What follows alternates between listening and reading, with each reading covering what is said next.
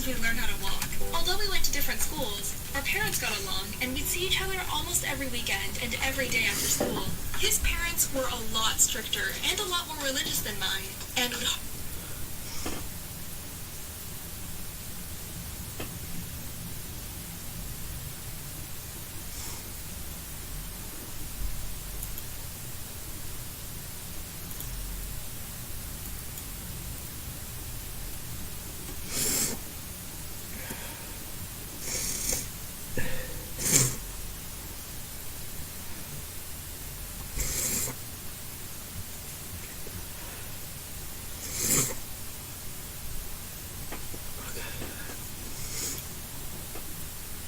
on my mind. Yellow tape around his body, it's a fucking homicide. His face is on a t-shirt and his family